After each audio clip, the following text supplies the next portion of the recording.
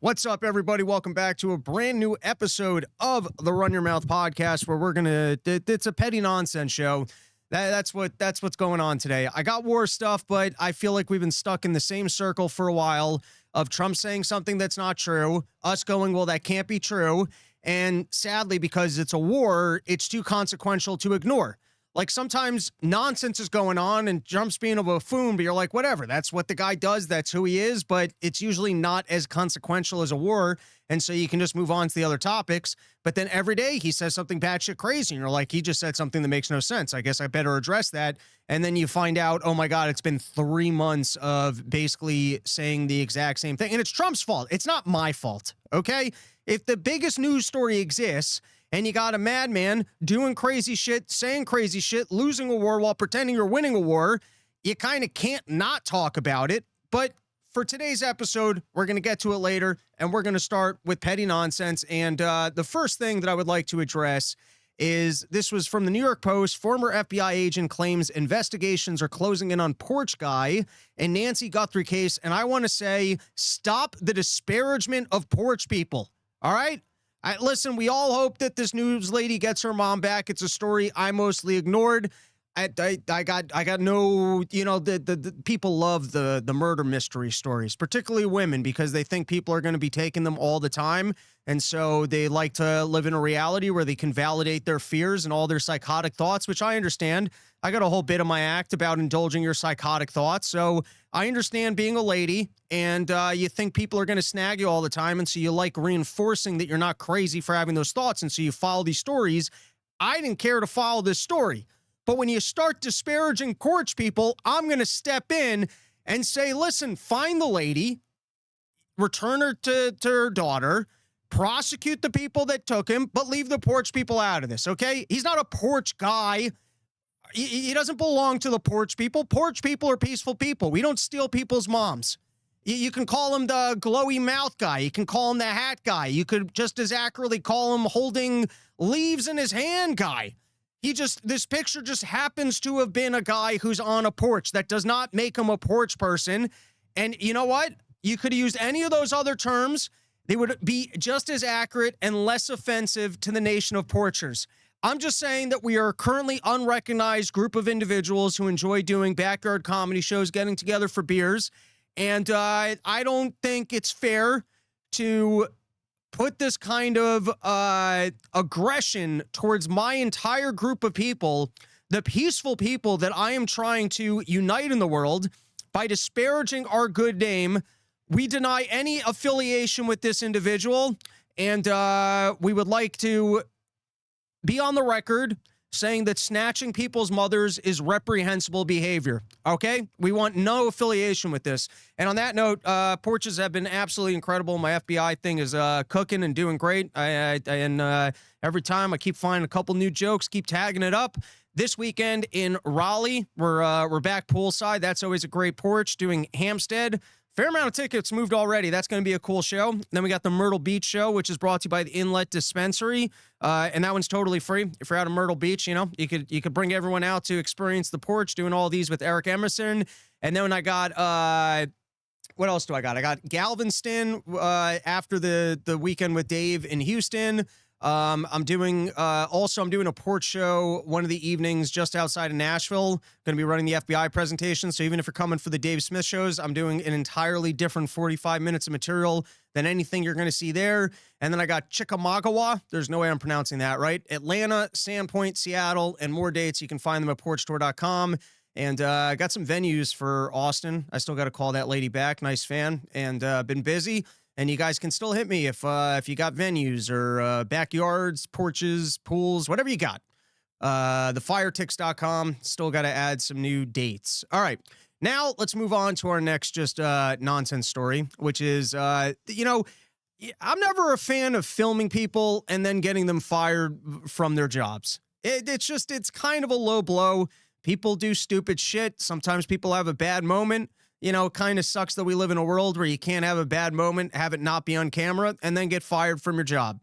But sometimes people just are who they are, and it gets captured on camera. Like Will Smith. I don't think that's the first time Will Smith decided he was going to slap another dude. I think if you get to the point of rage where you're walking on stage on the Oscars and you're slapping a comic who made a joke at your wife, and then your wife makes a look at you, that's got to be who you are as a person. He must have been on movie sets bitch slapping people around. Do I have any proof of that? Absolutely not. But when you watch someone behave in a very specific way, it's hard to believe that that was just a single bad moment. And so, sometimes in the court of public opinion, when you get a video of someone, they might have just been out of a bad moment, and it's not worth shaming them and taking their job. And in this case, that might fall into the category. But we're doing a show of petty nonsense, so we're going to cover this, okay? And so in this case, you've got this large trash bag of a lady dumping out a trash can after the New York Knicks parade, which I think we can all agree. Like, firstly, I understand free memorabilia on the street, and you want to steal it. I understand that. But the dumping of an entire trash... Listen, New York City's got a lot of trash on the streets. In terms of places where, like, if you were going to rank how horrible it is to just dump out an entire trash can, like inside of like a nice church, that would probably be on the top of the list. Or like, if you went to a graveyard and dumped out trash, that's pretty reprehensible. If you went to, the place in India where they all diarrhea into a river, people might not notice that you dumped out an entire trash can. And New York City does have a fair amount of trash around. My personal rule for New York City littering is you're not allowed to litter, and you're not allowed to start new trash piles. But if somebody already has a trash pile and you're walking with like a water bottle, you can put your water bottle on the outside of somebody else's trash bags. But you can't just like litter into the street, or if you had a bag of trash, you can't dump out loose trash. If you know what I mean? You can't like, if you have multiple items, you can't deposit multiple items that are going to get all over the place. I'm just letting you guys know New York City trash etiquette, because sometimes you travel to New York City and everything is extremely expensive, and then you walk outside and there's just piles of trash. And if you live in New York City for long enough, you don't even see the piles of trash. It's just, you don't even notice it. But if you leave New York City for a while and you come back, you're visiting New York City, you're like, how did I just walk out of the Plaza Hotel and there's a pile of trash here? And that's New York City. You got piles of trash everywhere. That's the system that we have. But this is pretty flagrant. You show up, you decide you're going to steal the trash can. You don't even have the foresight to make sure no one's filming you. The glee you have that you're entitled to the trash can. I even saw a video of her on the subway bringing it home. Really no shame whatsoever. And then you gotta love Fox News. Firstly, they got the story wrong. They say JP Morgan Chase DEI exec. She had a previous job as a DEI person. She had and then worked at JP Morgan in a different position. Does make it seem like she's currently working in DEI. But it is funny to have her last name, I don't think is a white last name, but Angie Baez. Is Baez a white name? Because this looks like a fat white liberal who got a DEI job and is actually a total asshole of a human being. Which, is this the news? It's either this or the Iran war. And so I'm going to say that it is fun to showcase liberals working or who had previously worked in DEI positions. Because, if you've ever worked a corporate job, you got to deal with these phony, nice people that all have like Nurse Ratched energy, where they're pushing their soft niceness agenda while actually being very aggressive towards you and policing your behavior. But it's all under the guise of, oh, I'm the nice one.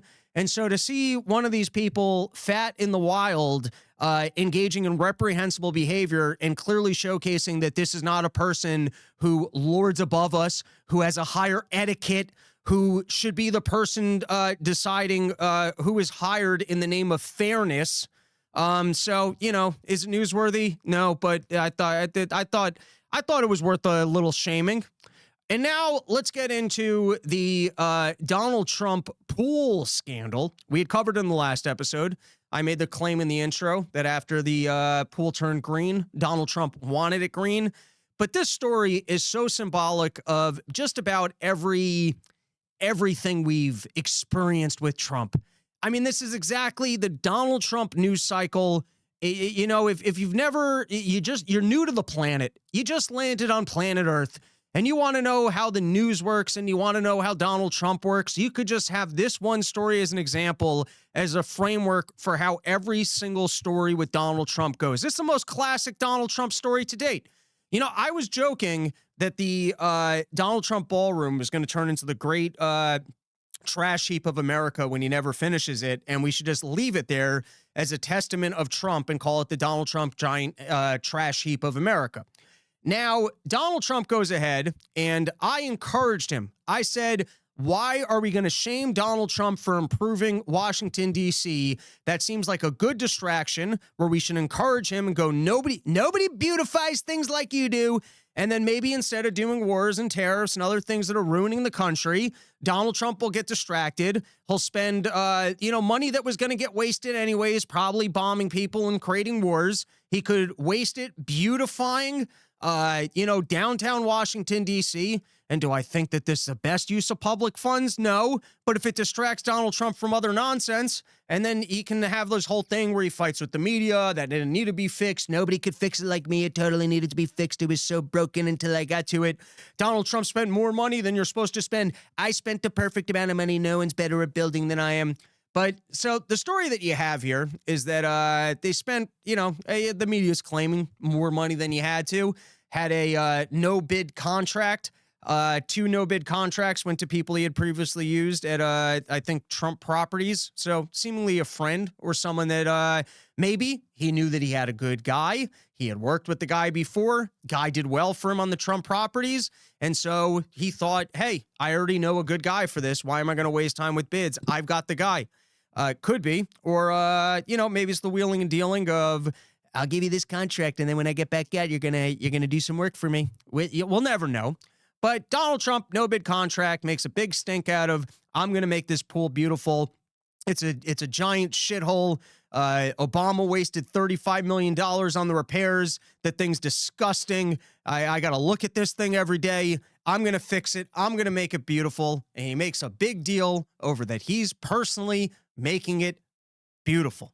And then, just a couple days later, the thing starts turning green. The bottom of the pool starts peeling up. And so, when you get out there and you make really arrogant and bold-faced claims and you have the most confidence ever and things then are not in line with the confidence you portrayed, you look like an asshole. And so when you're the one out there going, so great, the best job anyone's ever done, look how good I am at managing things, so good, and you go out there and you make the stink out of it, and then you got a failure on your hands, that's fair game to report on. You failed. You made a very bold claim of the success you were going to have, and then you failed in the endeavor. Yes, it makes sense for people to call you out for that failure.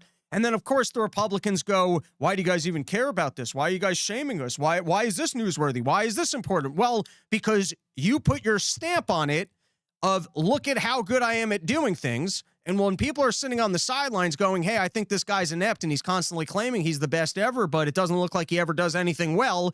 And then you've got a very clean example of a total failure that becomes newsworthy. And you made it newsworthy by your consistent bold claims. I just got a Zin stuck in my throat. By your consistent, bold claims of how successful you are, the most common sense, no matter what I'm going to do, no matter what I'm going to work on. And so it becomes newsworthy. It's also fun to have the Republicans go, why is this newsworthy? While on the same week, making news about the giant space turd that Obama constructed in Chicago, which does look like the monolith from Space Odyssey. It's a weird design for a library. I'll give you that. It doesn't look beautiful. It's not the most beautiful construct. No gold, no white, no class. That Obama doesn't know how to build anything. They're much better at drowning. That's what they're good at. They're good at dressing up their man wife as a lady, and they're good at drowning people. These are all jokes, people. Okay, I'm not making any accusations about a chef that actually saw Big Mike naked and then had to be drowned while swimming. I would not make those allegations. That would be a reckless thing to say. That's the kind of thing you would get censored for. And so I'm not going to say those kind of things. Not even going to ask the question. In fact, I'm going to say that nobody should say that. That's why I said those words out of my mouth, was to indicate to people what should not be said. All right. And now it's just, this is the Donald Trump news cycle. So then Donald Trump turns around and he goes, they sabotaged my pool. They got out there. They said they went underwater. I know I claimed that the floor of this thing was so good you couldn't even cut it with a knife, but somebody got in there and they sliced it up. Then they arrested some Olympian, of course, or ex-Olympian. The Olympian goes, I was touching the water, which, and now you do have to wonder, with an area like Washington, D.C., with the amount of cameras that it has, if somebody did in fact sabotage the pool, you're telling me you don't have the camera footage of the people that sabotaged the pool? And now, this is fun too. You got liberals coming in to celebrate the algae, say that they are pro the algae, making prayer ceremonies to the algae, which, that's fair game trolling right there. That's a good time. Going out there and saying, let's keep the algae. But Donald Trump wants to claim that it's sabotaged. I guess we'll find out down the line if that's true. I'm sure he wouldn't make the claim unless he had good evidence. But then again, Abrego Garcia, the known terrorist of the Donald Trump administration, is still walking free within this country. And who knows, maybe we'll never find out whether or not it was sabotaged or if it was Donald Trump ineptitude in the people he hired and in the design he was looking for, which is the circle of news we get on all of these stories. Here's the Hill article. Attorney for former Olympian accused of reflecting pool vandalism, not a crime to touch water. All right. And before we go to this next episode, which is all about discriminatory pricing, people, they follow you around online.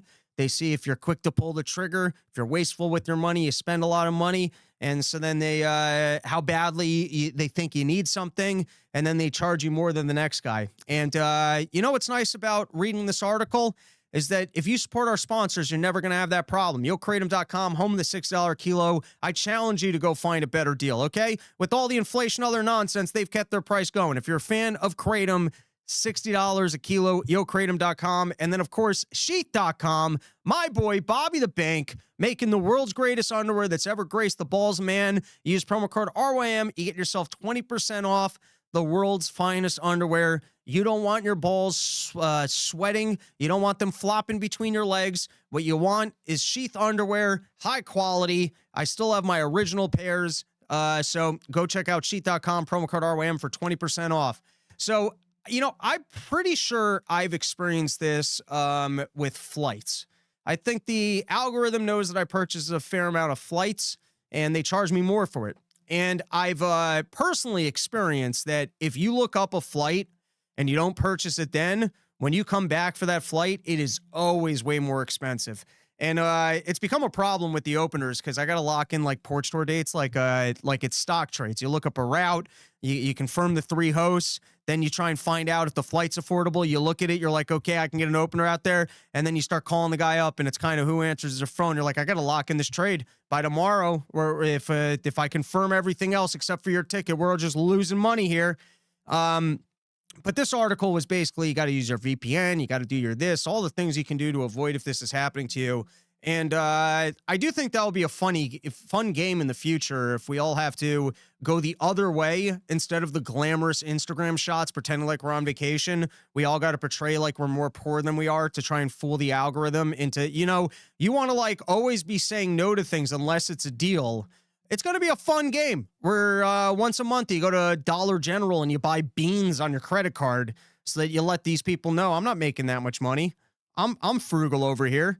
Or you got to get some like second off the grid credit card for all of your more expensive purchases so that you don't get logged into the algorithm as a person who pays for things. You got to, there's going to be Jew tricks. That's what I'm trying to say, is that someone will get ahead of this and they will figure out what all the things that you need to do to remind companies that you're cheap and that you're not purchasing it unless it's a deal. You go squeeze some other guy with a higher price. You go find some rich guy and you slap your crazy price tag on it so he thinks that it's exclusive. He thinks that these are rapper sweatpants that cost $1,000 for everybody, and so no one else is going to be wearing it. Isn't that going to ruin brands too? When people think they're buying stuff just because it's exclusive, and then they find out that a whole bunch of poor people got it for less money. You know, you thought you didn't hate brands and corporations enough, and then you find out, you know, nobody, I promise you, the richest people in the world hate when someone spent less than them. I promise you, if you go to like the Ritz-Carlton or whatever fucking nice hotel exists out there tomorrow, and you brought your family out, you spent $1,000 a night, and you're like, wow, I'm treating my family with a nice thing, and you can be rich as shit.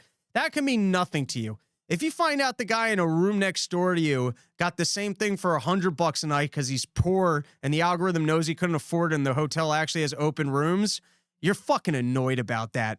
Everyone is.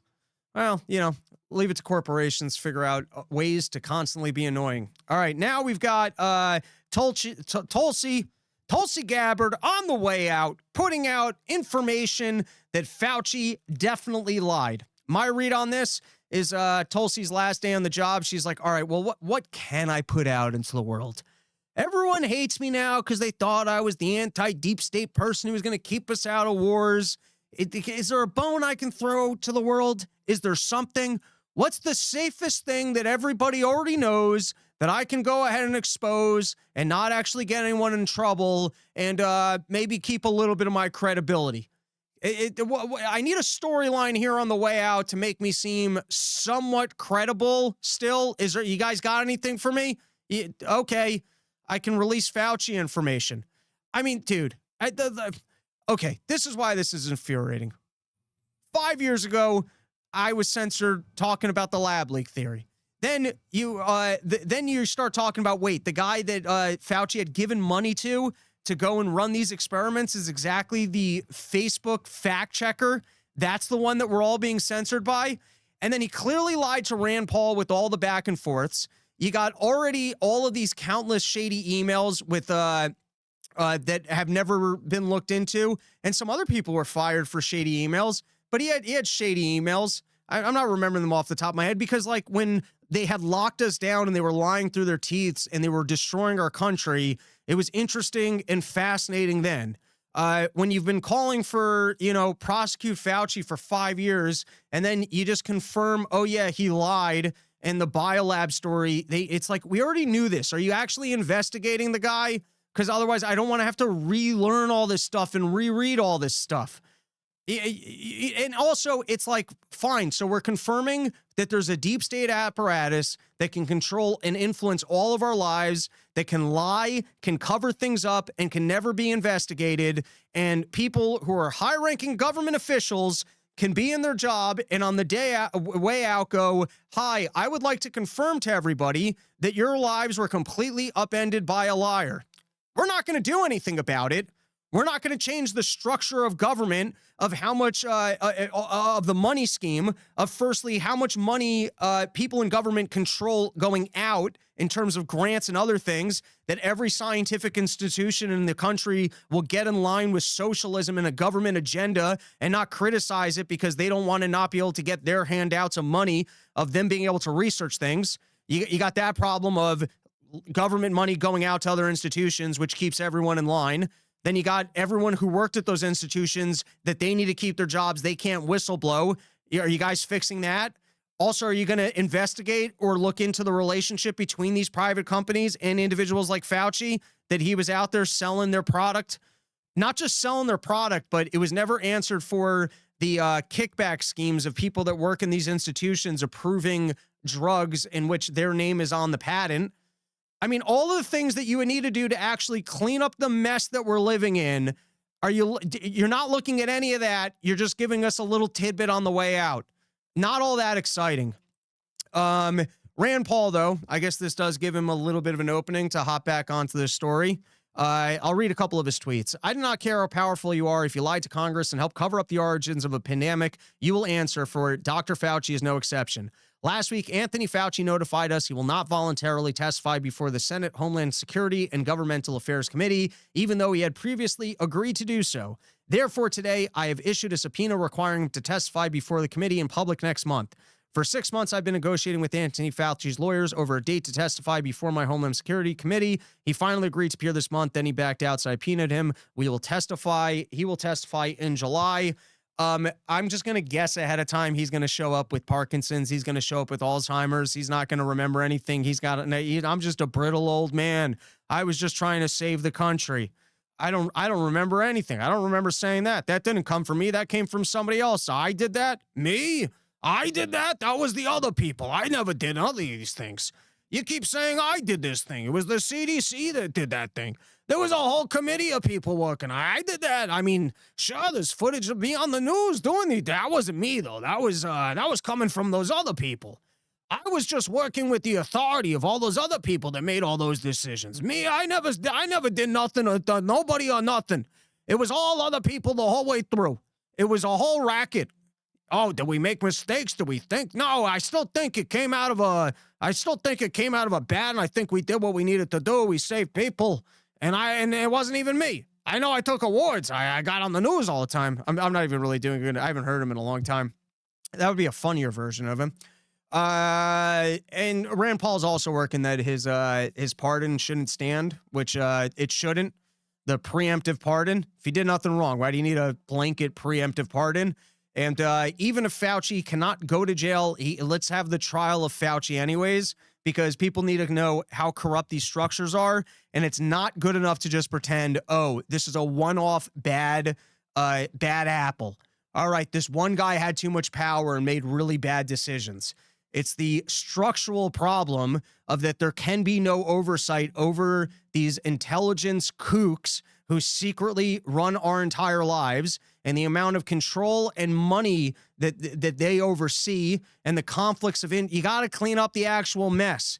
That's why the storyline's important, is for people to either wake up to, oh, this government thing that's pretending to help me is actually ruining my life, and then people vote away government powers, they get rid of these agencies, or at least they have some knowledge to the fact of how corrupt these things can be and the risk factor of these institutions even existing, because they're only there under the guise of we're saving you and we're helping you. And so if people can open up their eyes and see, oh my God, these people are actually secretly ruining my lives for profit and control, maybe we can roll them back, or at least, institute some changes to weaken some of their power or authority. One of the things I've been seeing Rand Paul go on about, hopefully he puts some talk into action and actually get some stuff down, get some stuff done. Hopefully he goes after Fauci. Seemingly it doesn't, I forgot about the storyline. You know, how much have you heard about this?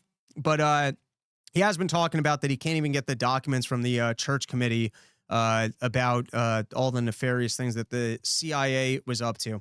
All right, now let's get into the Iran stuff. Some of the stuff might be, it's not really dated, but I had a whole episode ready to go on Saturday and ended up getting distracted by tweaking my FBI presentation, and I didn't have enough time to get it done before the shows. But all right, I just thought that this was funny off the bat, which is that this MOU, which remember, it's just a memorandum of understanding with clauses that Donald Trump's trying to walk back every one of them. And none of these differences in language were that consequential, but apparently Iran signed a different document than the U.S. did that had slightly different language. And this is just the land of bullshit that Donald Trump loves to live in, where, everything is not certifiable. It's unclear. We don't have to live our lives this way. This is all a Donald Trump construct where nothing is actually certifiable, so that you can there's always an avenue to bullshit. And that's where he thrives. And so that's why we live in this landscape where there is just never actual information. And then, of course, the first thing on the list is that there's got to actually be a ceasefire. You had multiple days with not a ceasefire between Hezbollah and Israel. Which of them was striking each other first? I don't know. Once again, we land in the land of bullshit. You'll never know. In terms of the end of this Iran war, it does kind of feel like we're playing for keeps, where Israel's the crazy ex-girlfriend who's going to Trump, hey, you either got to leave your family. It's either me or your family. And we're Donald Trump's family in this story. And so, you know, they're trying to make sure that the war keeps going so that America has to step up and defend them. And Iran is basically playing the opposite game where they want to almost force a breakup with Israel and go, no, we're demanding no Israel Lebanon. So that if Israel continues to do so, you know, America has to actually step in and finally restrain Israel. In addition to, you know, the money up front, the investments, and Iran now being a much more powerful force as they can just sell their oil to the rest of the world, no longer have sanctions. Seemingly, you know, Donald Trump, the doll hair presidency. I never said I'd give you $1 million. I said doll hairs. Listen, I told you they weren't going to toll the straits. I never told you that they might not assign a couple fees, but let me tell you, those fees are actually because I forced them to do good work for all the boats that were coming through this thing. And so those are actually good fees, and I stand by those fees. It's not a toll. I told you they wouldn't be tolling. Now, listen, we might end up with the best possible outcome here. And if that happens, I guess you can go, mistakes were made. Maybe you finally get, you know, us out of this war. Iran realizes, man, just selling my oil is awesome. I've got no reason to go instigate and pick more fights. And America restrains Israel. And that's actually the end of it. And, you know, if that's where we get, then you could, and if Donald Trump actually stands up and restrains Israel, maybe you could say mistakes were made, but all is well that ends well. Maybe. And I still kind of think what Donald Trump might be doing here is that we were getting to a catastrophic place with the increase in oil prices. He was out there almost like there's a Fed put where people don't want to short the markets because you never know when the Fed's going to intervene and reprop the things up. People weren't bidding up the price of oil too aggressively because you never knew when Donald Trump was going to sling a fake news story your way that the war was over. And then you'd get stuck with a bad position because the oil prices would actually come down on you. And so I do wonder, because my read was, by the way, that Trump had been trying to front run it, but or someone in the administration was front running it with all the fake news. I now think what he was doing was kind of fooling the markets into not pricing oil properly, so that he could at least push off the increased oil prices to make the war look like less of a disaster. And I think that circle of lies was no longer working. And now I'm wondering if he doesn't actually plan on honoring anything that's in this MOU, but this was the next version of essentially figuring out how to delay oil prices going up. And against the MOU, particularly if you end up without a nuclear agreement, then at that point, I don't understand why you would even bother giving the money to Iran. Just walk away. Let them toll the thing, and let them sell their oil because you're giving them that anyways. I guess, you bomb them again if they go back to the nuclear stuff. I'm not actually endorsing that. I'm just looking at it from Trump's perspective of the current deal and the way that it's orchestrated versus just walking away. I don't understand I don't even understand the giving them money and trying to engage. It seems like you'd be better off just walking away. And perhaps that's what Trump plans on doing at the end. It does seem crazy that Donald Trump would be making the statements he's making now against continuing the war to then 180 and go back to the war. But you never know with this guy. All right. Now, I do want to say, though, for everyone out there that thinks you can't criticize Trump because you want to see this war come to an end, Listen, I get the perspective you're coming from, which is this guy's a total ass. He went out there and he made grand claims, and he can't make good on his grand claims. But if we pretend like he actually walked away with his victory, then he might not feel like as much of the ass that he actually is. And then maybe he'll walk away and he'll actually be done with the war. But if we expose, hey, this guy's a total ass, and he kept telling me 4D chess and we're winning, and clearly this thing was a disaster, we'll get him to go back to the war. I kind of lost my train of thought there. I think that's what a lot of you guys are concerned that criticizing Trump will get him back into the war. And my feeling is, it's just, You can only lie so much, so aggressively for so long. And the problem is Donald Trump's arrogance and the fact that he never actually had a good plan here. And until, there's some sort of an admission of, wow, I fucked this up, then the biggest risk factor is still Donald Trump's arrogance and this pretending of that he's the most common sense, the most well-planned. Nobody makes deals like I do. And, you still want to live in the environment where he can get away with that attitude. Who knows what the next mess this guy's going to create is if there's absolutely no admission. Listen, if Donald Trump just got on the news tomorrow, I fucked up. I messed up. I listened to a bunch of Jews. That was on me. I fucked up. Then you could go, all right, maybe this guy learned his lesson.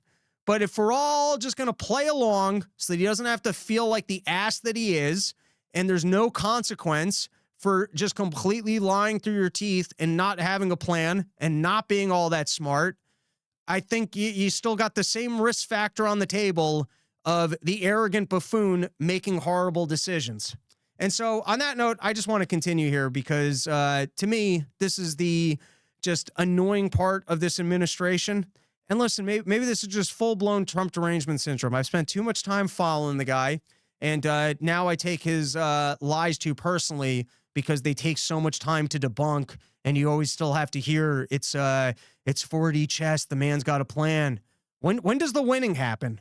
All right, let's start with this. Here's JD Vance. Many of the colleagues that you served with in the U.S. Senate and Republican Conference have criticized this deal over the last 24 hours. What is your message, Mr. Vice President, back to them?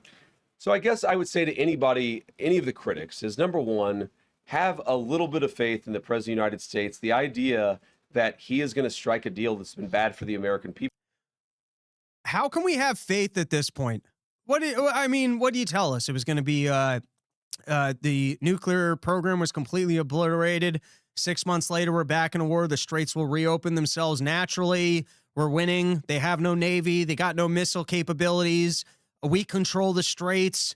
You guys have not earned any faith from us whatsoever in your decision-making capabilities. Nobody foresaw that they were going to close the straits in your whole administration. You started a war. Oh, just have some faith that we're making good decisions here. You haven't earned any faith from us, people. Oh, just trust on it, guys. Donald Trump is the smartest and he's the greatest deal maker. And so if he made a deal, just have some faith. No, you have no goodwill, bud. I've seen some. Oh, wait, I want to go back because he does go into the Donald Trump excellent deal maker. I guess I would say to anybody, any of the critics, is number one, have a little bit of faith in the President of the United States. The idea that he is going to strike a deal that's been bad for the American people, it's preposterous. He is the person who's had the courage to fundamentally transform our relationship with Iran and with a lot of other countries. This is the great Donald Trump. The guy who's done nothing but win since he's in office. Prices are better. The economy's better. If you're looking for a manufacturing job, you've got a manufacturing job. We didn't have to roll back any of our tariff prices because select industries like farming were getting squeezed. You were talking about the greatest winner of all time, and you think he put up an L here? Yeah, that's what we're all saying. Over the last year and a half, he believes in this deal. He is going to see it to completion, and if the Iranians don't comply, we still have every single tool and point of leverage. All right, let's go to this one. This one annoyed me even more. We'll roll the clip, then we'll comment. I've seen some misreporting about frozen or unfrozen Iranian assets. One of the other things that we wanted to do, and wasn't as high of a priority for us for obvious reasons, but we wanted to make sure that we set up a process where if we ever unfreeze Iranian assets, we can ensure that that money, that Iranian money, goes to help the people of Iran and not to fund terrorism. So Jared Kushner actually came up with a very interesting solution with the Qataris, where basically, again, if there is any frozen Iranian assets that are unfrozen, then we have approval over that process. The Qataris have approval over that process. And then the money would actually go to buy American soy, American corn, and American wheat for the benefit of the Iranian people. And okay, here's what I'm going to harp on. The cuntbaggery of accusing the media of giving us bad information in terms of what's going on with these deals. You guys have told us 1,000 times that the war is over. A deal is on the table. We're nearly at a deal. And every single time the Iranians said, that's not true, that's not happening. And now we actually got a piece of paper that lays out the terms of a deal. There's nothing in there that says that the money will be given to them in terms of produce that they will be purchasing from us. That's not in the language at the MLU. We haven't heard that from anybody. And now you're first telling us that this is the way it's going to work and accuse other people of misinformation by going off of what's on the piece of paper. That's not misinformation. If you guys, firstly, you guys hadn't shared that previously, so you can't say, oh, you know, everyone who's saying that we're just giving them money, they're giving you bad information. Well, that's the only information that we have. There was nothing in the document, from what I read, that said, oh, there's a clause here that says that they're not actually just getting their money up front. It's if they behave, we're going to use that money to purchase specific goods that we will send over to them for humanitarian causes, so that they can't possibly use this money for aggressive purposes. That's not in the document. You didn't say that that's the way that the deal is going to work. And I don't think the Iranians have agreed to that. In fact, the Iranians said, that's our money. You're going to give it to us. But of course, we're engaging in misinformation by reading the document, thinking, oh, sounds to me like this is worse than the JCPOA. Obama didn't give him nearly this much money up front. And then you go, how dare you guys say that this is worse? You guys are engaging in total misinformation. We're not just giving them money. Okay, well then, why didn't you put that in the document? Why didn't you tell us that? And is this even going to turn out to be true that the Iranians agreed to that? And this is why I think Donald Trump just gave them a bogus agreement, is because it seems like every single term in the entire thing, they're now doll-hairing on them and going, no, we're not giving you the money. We're going to give you $12 billion, but it's in goods and services that we're going to be purchasing on your behalf and then sending the stuff over. And obviously, Donald Trump doesn't make bad deals. So the fact that you actually think you got him to admit that he lost the war, the fact that you actually got him to agree to all the things that would indicate that he lost the war, clearly he wasn't going to admit that he lost a war. The guy's a great deal maker. So I know you thought you walked away with the deal and that these were the clauses and that you finally beat the guy, but Donald Trump refuses to be beat. And so you guys should have known he wasn't really agreeing to those things. It's common sense. Much as I see some of the press misreporting on this, and of course, you know, the press misreporting, the written word of the thing with this information never being stated, and the Iranians seemingly also not agreeing to it. By what the Iranians are saying, or not all Iranians, I want to be clear. There are a lot of Iranians who are telling the truth about what happened yesterday, but you see some social media. I've had enough of that. Then you had tales of the Iranians instantly reclosed the straits because Israel was bombing Lebanon, and then Vance saying that's skeptical. This is the news and information. We're living in retard la la land where I guess nothing can be certified or fact checked at all, and you just got to live with Donald Trump says some bullshit, and you go, hey, I think that's some bullshit. You don't have to listen to podcasts anymore. The entire state of the media right now is, it sounds like Donald Trump said some bullshit. Let's stay tuned and find out. All right, this was from Donald Trump, though, as he tries to sell the end of the war and completely does a 180 on everything from we're winning, the straits will naturally reopen, and let's read it first, then I'll comment. Without the deal, the alternative would be a worldwide depression, Mr. Trump said at the Wednesday news conference. In so many words, the president said the Iranians had him over a barrel of oil. If he had fought on, the market would go down at levels that nobody has ever saw before, maybe except for 1929. He said the one president I did not want to be was the late, great Herbert Hoover. And so it sounds like somebody finally sat down Donald Trump, let him know what would happen, I guess, if the war continued and oil prices continued to go up. I'm not an economist. I can't certify how catastrophic and on what timetables the strait being closed would lead to this outcome. But I guess someone finally sat down with Donald Trump and said, do you really want to be here for a stock market collapse? And he realized, no, I do not. And he actually cares about that. Trump admin live update.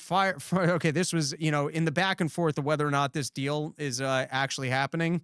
The Iranians at one point seemingly left the negotiations because Donald Trump had threatened them, and it's directly in the MOU that you're not allowed to threaten each other while the negotiations are taking place.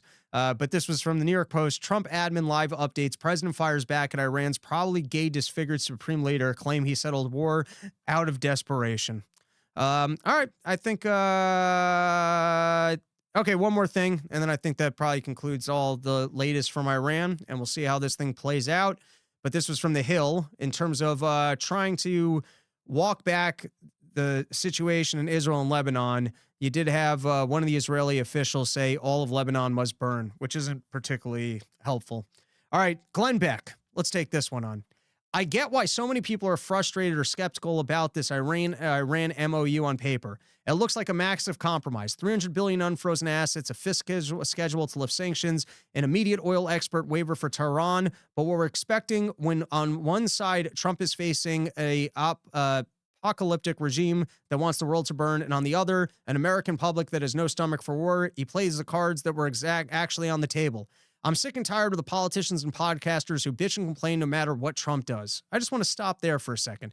What about the people that just praise him no matter what he does? If he's at war, it's perfect. If he backs out of the war, that's great too. If he does tariffs at this level, that's the smartest thing. If he finds out later he's got to lower the tariff level, that's even smarter. What about the people that just praise Donald Trump no matter what happens? What about those people? You guys were the ones telling us 4D chess, nobody can make better deals, the JCPOA was a disaster, and now we're just supposed to continue to pretend like this is incredible craftsmanship from Donald Trump? Oh, this was the point. I actually meant to say this earlier and I forgot it. But for the people who think, hey, Donald Trump's making the right move now, so why would we criticize it? And I'd said this to Dave in the green room, and he said that he had said something similar on part of the problem. But to me, it's like if you took a bank hostage and you kill a bunch of bank employees, and then finally the negotiator convinces you there's no way that this is going to go other than either you're dying or you're going to jail. The place is completely surrounded. There's no reason for more innocent people to survive. And the guy finally comes to terms with the fact that he doesn't want to have to kill more people, and that he's lost, and that he can't possibly win, and he decides to give himself up. When he gives himself up, he's doing the right thing. But you don't go, oh, you know what? The guy gave himself up. He made the right decision, so we're not going to prosecute him for the people he killed earlier. This is all Donald Trump's mess. This is all his blunder and mistake. And now at the end of it, we're supposed to leave him in the same position of not feeling like an ass for him to continue to go ahead and make other mistakes and pretend like he's the greatest in the entire world? All right, I'm sick and tired of the politicians and podcasters who bitch and complain no matter what Trump does. They scream that the war has to stop, but the second he stops it, they turn around and yell, what kind of a deal is this? Yeah, because you were saying you were going to make the greatest deals ever. You were the one, you guys are the ones out there. Just trust the plan. Just have faith. Donald Trump, 4D chess. You might not see it now. It's all going to work. It all works out in the end. And then you get to the end and you look at the deal and you're like, isn't this much worse? Oh, what do you so you don't want him to end the war? It's like when you argue about healthcare. Oh, so you want kids to die? No, I'm saying that you guys lied the whole fucking time and we're calling it out. Oh, well, if you call it out, then that's because you just want the war to continue. If the goal is to actually end Iran's regime, history shows there's only one model that works: total World War II style defeat, occupation, and denazification. That requires America's boots on the ground and Iranian people ready to build a free country from the rubble, but no one, myself included, wants boots on the ground. So then I guess it sounds like if we all know no boots on the ground at the start of this thing, and that was the only way to get the mission done, then we can all retroactively agree that this thing was a mistake. And so, Mr. Beck, if you were pitching this war from the outset, I guess that was a mistake because the only way to win the thing was with boots on the ground. And we all acknowledge we don't want to have boots on the ground. So we shouldn't have done it. We're now in a worse place. We miscalculated. We gambled on a war of choice that we weren't going to actually see through. And so it was just a mistake. Is this the MOU what Trump wanted? I doubt it. But he did exactly what a leader of a republic should do. He listened to the people and found a way to end this. A dictator would have kept on going. At the end of the day, a president can only go as far as the people will carry him. Right now, our appetite for war stops at the gas pump. So it sounds like this was a bad decision to make because you didn't forecast the variable of that when you told an entire country, hey, vote for me. I'm not going to get you into more wars. That the people actually didn't want that war. And then you didn't go out and you didn't do the polling of, do they actually believe that Iran is going to be able to nuke us? Are people actually afraid of Iran being nuclear? Or do they think that this is just representing Israel? Oh my God, all the polls, we went to the malls. We showcased them the propaganda. People aren't buying it, Mr. President. I don't think you're going to get the support for ground troops. Okay, is there any way for us to win this without ground troops? Do we have escalation dominance? Are they going to close this thing called the Straits and then oil prices are going to go up and then I'm going to have to walk away with the worst deal? Yeah, all right. Sounds like this was a mistake and it was a mistake to support it. And yeah, it's better for him to leave. That might be the right move now. But, without a little bit of honesty of this thing isn't great and Donald Trump did not get us into a better position, I don't know. You're still just accepting the Donald Trump arrogance of that he's the greatest ever, which I don't know. I think you're going to get more of the same. You're not going to get better outcomes. There was supposed to be a clip here, but I guess it's gone. All right. And then lastly, here's Donald Trump saying that there's going to be no tolls in the Hormuz Strait for 60 days, blah, blah, blah. I think it's likely that there won't be tolls, but there might be a fee structure. All right, that is our episode. Please come out for Porch Tour, everybody. I'm cooking. I'm having an absolute blast. I want to line up more of these things. I want to be out on the road Thursday to Sunday, every single weekend until after Skankfest, where I want to film another comedy special, and I also want to put out my FBI entrapment scheme stuff. Please, be a good Porch person. Unlike this guy who stole Guthrie's mother. He does not represent Porch people. Showcase the world what the Porch movement's all about by coming out, peacefully drinking a beer on someone's back lawn in your own lawn chair, enjoying some good laughs. PorchTour.com. You can still submit your porches at thefiretix.com. And that is our episode. We'll be back next week with another episode. And if you want to hang out, I'm going to talk some nonsense behind the paywall for a little bit, and you can always subscribe for that at robbernsteincomedy.com. It's all of $5 a month to support the show. I'll be starting up over there in just a couple minutes. Later, everybody. Always a pleasure.